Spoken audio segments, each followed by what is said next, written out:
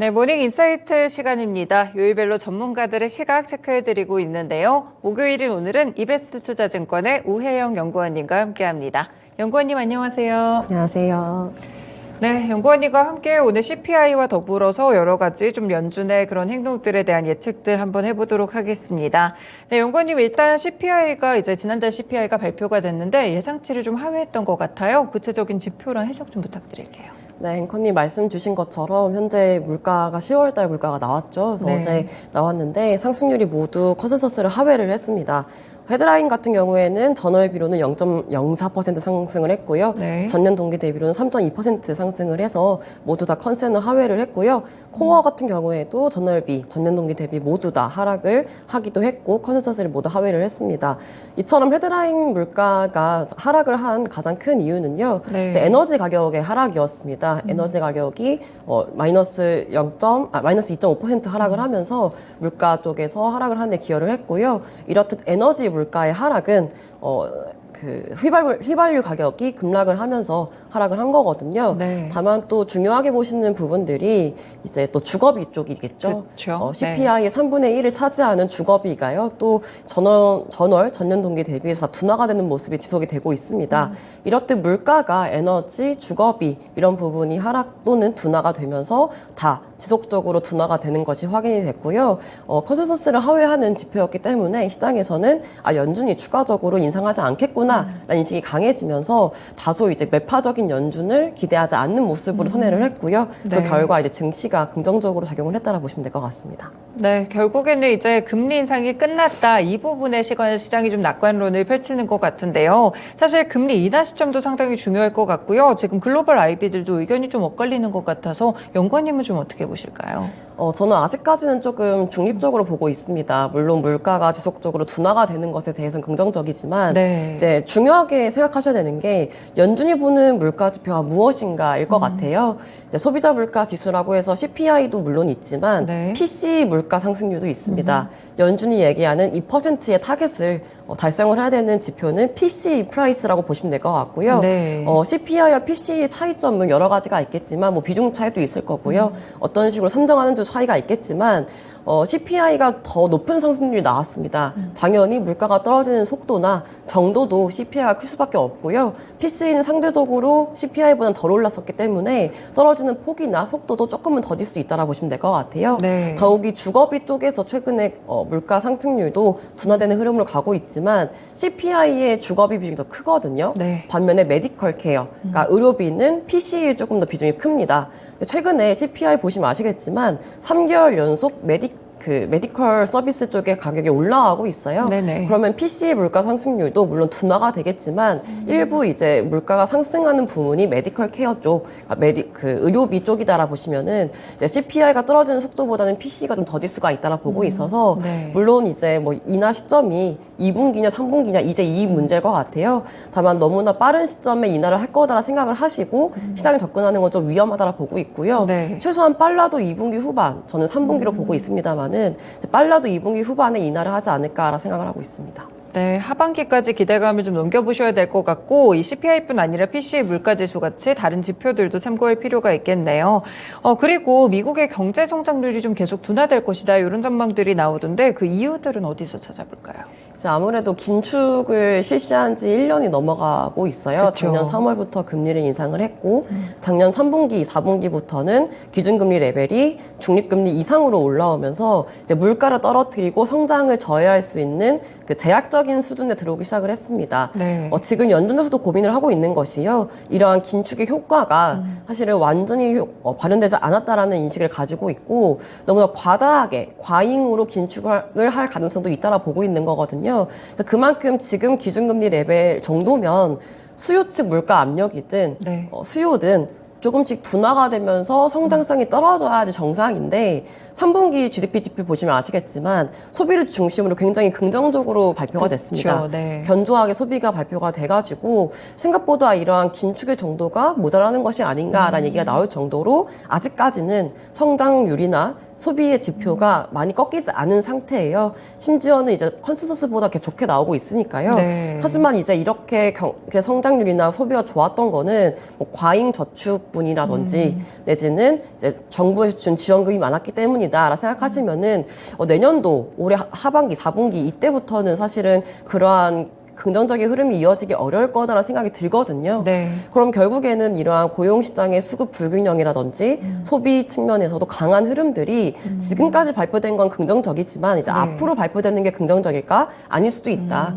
왜냐면은 말씀드린 것처럼 이 과잉저축, 잉여저축 이런 것들을 어떤 개념으로 보시면 되냐면은 이제 기존에 저축하는 것보다 더 많이 저축을 한 상태다라 보시면 될 것 같거든요. 그럼 수중에 돈이 많은 상태인 거잖아요. 그만큼 쓸 돈이 많았었는데 이제부터는 그 돈을 다 쓴 것 같다. 왜냐하면 가계의 신용대출 연체율이라든지 카드대출 금액이 올라가고 있어요. 그만큼 내 돈이 아니라 돈을 빌려서 소비를 하는 행태가 이어지고 있고 이제 워낙에 2년 전과 다른 기준금리 레벨이기 때문에 대출금리도 많이 올라왔을 거거든요. 네. 그럼 이제 앞으로 취약차주 중심으로 이런 대출 쪽에 문제가 발생할 수도 있다. 연체율이 올라오는 것도 사실은 좀 긍정적으로 보기가 어렵다라 보시면은 성장을 끌어오고 있는 소비 네. 측면에서 긍정적인 흐름들이 앞으로는 조금씩은 둔화가 될 수밖에 없을 것이고 고용시장 측면에서도 수급 불균형이 굉장히 높았던 부분이 점점 균형이 맞아가고 있거든요. 네. 그만큼 임금 상승률이라든지 이러한 강력한 고용시장의 흐름이 앞으로 계속 이어지기는 어려운 양상이다라 보시면은 경제 성장률 전망함에 있어서는 둔화를 전망하는 게 이제 합리적인 전망이고 당연한 수순일 수밖에 없을 거다라 보고 있습니다. 그러면 이제 오늘 나왔던 미국의 10월 소매 판매도 약간 컨센보다는 둔화하는 그런 흐름들이 나왔는데 네. 이런 것들이 좀 뒷받침해준다 이렇게 볼 수 있을까요? 그렇죠. 이제 좀 부정적으로 흘러가는 모습들이다 보니까 이제 앞으로 4분기 내년 1분기 지표가 굉장히 중요할 것 같습니다. 네. GDP도 물론 중요하겠지만 소비 지표가 굉장히 중요할 것 같아요. 말씀드린 것처럼 긴축의 효과가 수요를 억누르는 방식으로 진행이 돼야 이제 성장도 좀 떨어지고 물가도 하방력이 세지는 연준이 바라는 그림일 텐데 이제 아직은 그게 두드러지게 이제 발현되지가 않은 상태예요. 근데 이제 어제 밤에 발표된 이러한 소매 판매 이런 지표들이 점점 둔화가 되고 마이너스가 나오고 YOY로 진행이 된다면은 연준에서도 이제는 긴축의 효과가 점진적으로 더 실물 경제에 영향을 주고 있구나라는 판단이 될 거고요. 그럼 당연히 추가 인상이 필요 없는 상황이 될 수가 있겠죠. 네. 그래서 어제 지표가 나오고 나서 12월 금리 인상 가능성이 거의 낮아진 것 같아요. 거의 이제 동결한다는 게 100% 가까운 정도로 올라온 상태라서 경기의 둔화, 특히 소비의 둔화, 이 소비의 지표의 흐름들이 연준의 추가적인 긴축이 필요한지 아니면 이제 멈춰야 되는지를 판단을 하는 데 있어서 중요한 하나의 가장 지켜봐야 되는 지표다라 보시면 될 것 같습니다. 네, 그렇군요. 이제 점차적으로 경기가 좀 둔화될 만한 지표들이나 이런 경제 지표들 확인이 되는지 하반기까지 쭉 보시면 될 것 같고요. 그리고 이제 이번 주 금요일까지 사실은 뭐 예산안에 대한 합의 과정을 어떻게 봐야 되나 했었던데 이번에 셧다운은 피할 수 있는 것 같더라고요. 네네. 어제 이제 14일 시간, 그러니까 미국 시간 기준으로 예산안이 또 통과가 됐습니다. 그쵸, 네. 임시 예산안이고요. 내년도 1월 19일 또는 2월 2일까지 사용할 수 있는 2단계의 임시 예산안이 가결이 됐습니다. 그래서 원래는 45일짜리 임시 예산안이 종료되는 시점이 17일이었거든요. 그래서 17일을 기준으로 뭐 셧다운 우려가 높아질 수 있다라고 했지만 이제 어제 14일 기준으로 이제 이 임시 예산이 또 한 번 통과가 일단은 하원에서 되면서 긍정적인 흐름으로 갈 수가 있겠구나라는 생각이 들고 있는 것 같아요. 일단은 이제 하원이 좀 통과하기 어렵다는 인식이 있었는데 이제 무사히 통과를 했고 상원 같은 경우에는 이제 양당 수장들이 합의를 하는 게 좋겠다라는 식으로 이미 얘기를 한 상태라 가지고요. 상원에서도 무난하게 가결될 거로 전망을 하고 있고요. 바이든 대통령 역시도 상원에서 통과가 되면은 즉각적으로 또 사인을 하겠다, 서명을 하겠다는 입장을 보이고 있어서 일단은 임시 예산안이 통과가 됐기 때문에 하원에서 앞으로도 추가적인 가결 가능성이 높기 때문에 이제 셧다운 우려는 조금 일단락이 된 것 같다는 생각을 하고 있습니다. 네. 하지만 문제도 내년도겠죠. 2월 달에 또 이게 종료가 됐을 때 어떤 식으로 합의가 될 건지 지켜보셔야 될 것 같고요. 무디스에서도 또 추가적으로 미국의 이 크레딧 전망에 대해서 부정적으로 하향 전망을 한 것처럼 아직까지도 추가적인 신용등급 강등 이슈가 남아있다라 보고 있고요. 결국에는 이번 임시 예산안이 반쪽짜리 예산안입니다. 이제 하원에서도 이제 민주당이 주장을 했던 이제 뭐 예산안 규모 축소에 대해서 포함하고 있지 않고요. 우크라이나라든지 이번 그 이스라엘 전쟁 관련된 패키지도 포함이 안 된 상태예요. 그래서 그만큼 상하원 내지는 민주당, 공화당이 주장하는 것들이 다 포함이 안 된 예산안이기 때문에 급한 불은 껐지만 여전히 내년도 1분기에는 이런 예산안 이슈가 이어질 수밖에 없는 거고, 예산안 이슈가 이어진다는 얘기는 또 신용등급 강등에 대한 이슈 또 그렇죠. 이어질 수가 있기 때문에 금리에는 긍정적인 이슈는 아니다라 보시면 될 것 같습니다. 네, 그렇군요. 이 예산안 합의 과정에 대해서도 지켜봤고 결국에는 공이 좀 계속 내년이라든지 그 이후로 넘어가면서 한 번씩 증시에 좀 리스크라든지 이런 부분으로 대두되는 것 같습니다. 일단 미국 경제의 호조라든지 악재 여부와 조금 상관없이 원달러 환율이 좀 오르고 있는데 이 달러가 왜 이렇게 계속 강달러 현상을 보이는 걸까요? 저 아무래도 뭐 지금까지는 다른 국가들 경제 상황을 봤을 때 네. 이제 미국이 굉장히 견조하게 성장률이 나왔던 것 같아요. 그리고 달러 인덱스 같은 경우는 여러 가지 통화로 구성이 되어 있는데 보통 유로와 엔화, 파운드와 프랑 이런 식으로 형성이 되어 있습니다. 네. 근데 이제 일본 같은 경우에도 엔화가 굉장히 약세를 면치 못하고 있고요. 맞죠. 유로존, 특히 유로존은 경기 침체 가능성, 성장률이 마이너스를 기록하는 상황이라는 점에서 유로화 강세도 기대하기가 어려운 상황입니다. 그래서 전반적인 통화가 이제 달러 강세로 지금 지지를 해주고 있는 것 같아요. 네네. 쉽사리 달러 인덱스가 하락을 하지 못하는 상황이지만 이제 앞으로 이러한 달러 강세의 흐름이 이어질 것이냐? 아닐 수 있다. 왜냐하면은 첫 번째로는 만약에 이러한 달러 강세가 흘러가려면요, 이제 연준의 통화 정책이 추가적으로 더 긴축을 간다든지, 네. 미국의 성장률이 계속해서 플러스로 기록을 하면서 실제로 침체 없는 긴축의 영향을 다 마무리한다든지 이런 식으로 가야 되는데, 이제 아무래도 지금은 추가 인상 가능성은 제한적이고, 4분기 같은 경우에는 소비의 둔화 확인이 되기 때문에 네.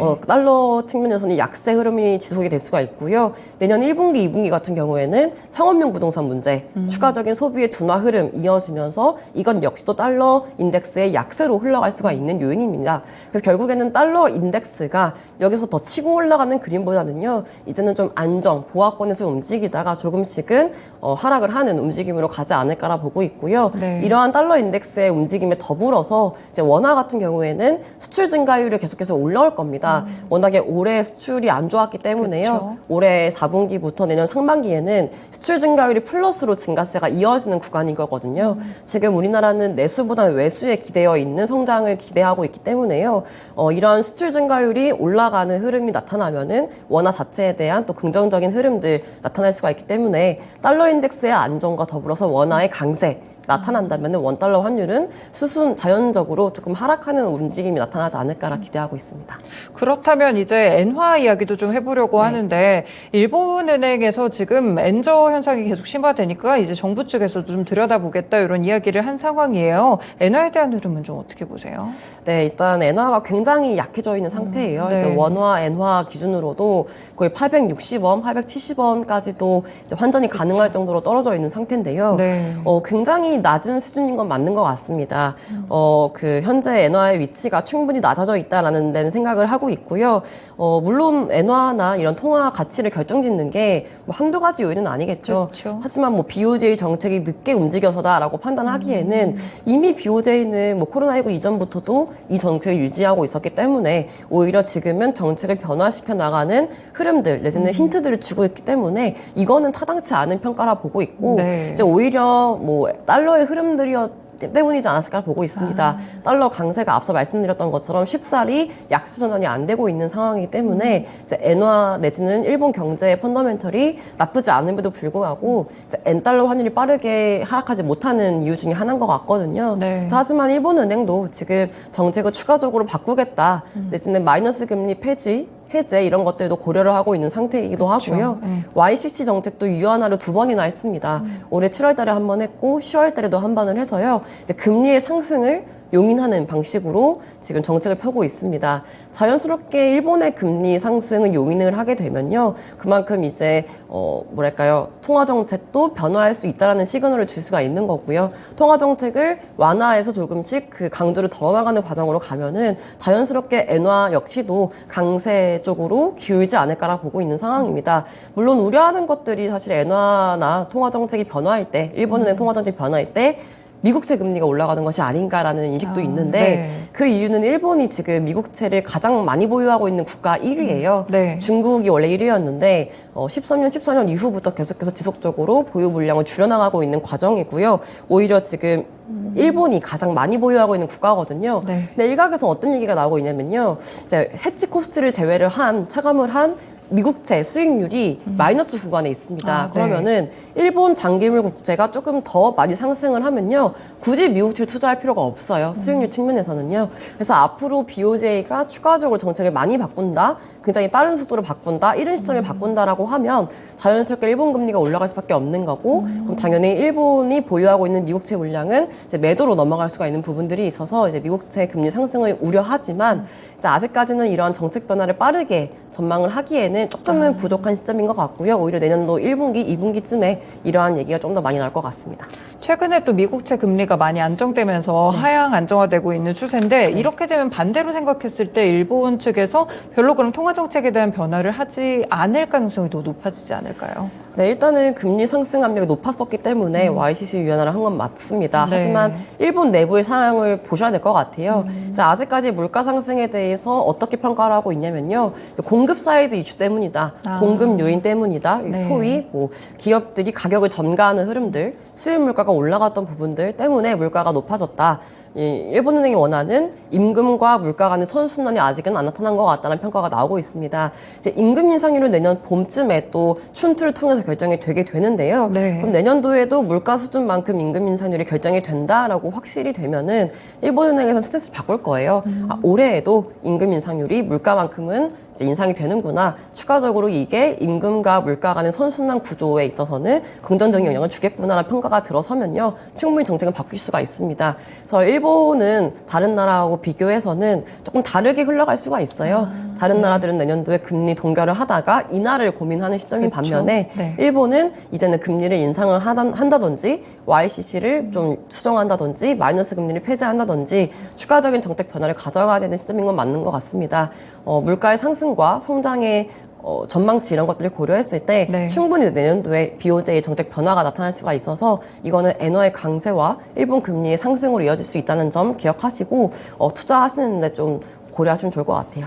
네, 알겠습니다. 저희 일본과 관련해서 또 엔화에 대한 분석들까지 함께 드렸고요. 마지막으로 이제 CPI가 좀 둔화되는 양상을 기록하게 되면서 결국 시장도 굉장히 환호를 했어요. 네. 저희 산타랠리까지 기대해도 될까요?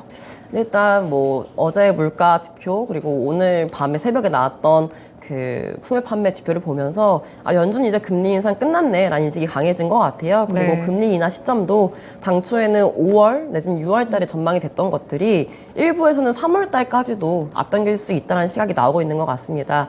이렇듯이 연준의 통화정책 전환 시점에 대한 기대감들이 생기면서 금리의 하락 내지는 뭐 증시의 상승을 기대하는 것 같은데요. 네. 일단 지금의 흐름을 봤을 때 산타랠리 가능성이 있냐? 가능성 있을 수도 있는 것 같아요. 물론 이제 중요하게 보셔야 되는 거는 말씀드린 것처럼 만약 4분기에 내지는 1분기에도 소비 지표가 좋다. 경제 지표가 나쁘지 않다, 잘 버틴다라고 하면요. 생각보다 연준이 금리를 인하하는 시점 내지는 추가 인상 가능성이 다시 확대될 수가 있어요. 네. 그리고 이제 만약에 최근에 이제 이러한 증가세를 기대를 하면서 개인들의 수급이 몰리는 것 같거든요. 그러면 문제가 되는 건 뭐냐면은 연말까지 산타랠리까지는 뭐 오케이다. 근데 이제 수급이 만약에 개인 수급이 몰리게 되면은 그만큼 밸류에이션 부담으로 넘어갈 수밖에 없어요. 내년도 상반기, 내년도 초에도 이런 상승세가 이어질 수가 있느냐? 그건 아닐 수가 있다. 그래서 올해 연말은 이러한 기대감과 수급의 몰림으로 인해서 산타랠리 가능성이 있지만 이러한 흐름이 내년 상반기까지 이어지기는 어려울 수가 있다라고 보시면 될 것 같습니다. 네, 알겠습니다. 내년 초의 전망까지도 함께 들어봤습니다. 연구원님 오늘 말씀 고맙습니다. 감사합니다. 네, 이렇게 모닝 인사이트 시간은 이베스트 투자증권의 우혜영 연구원님의 의견을 들어봤습니다. 지금 이제 미중 정상회담도 종료가 됐다고 하고요. 추후에 나오시는 바이든 대통령의 회담 내용 발표도 들어보시면 될 것 같고요. 또 이번에 에이펙을 계기로 해서 윤석열 대통령도 팀쿡 애플 CEO를 접견한다고 합니다. 관련된 기업 내용들까지 함께 체크해 두시면 좋을 것 같습니다. 지금까지 다양한 투자 판단에 도움이 되는 말씀들 전해드렸는데요. 특정 종목의 상승 하락을 보장하지는 않습니다. 모닝쇼 마치겠습니다. 오늘도 시청해주셔서 고맙습니다.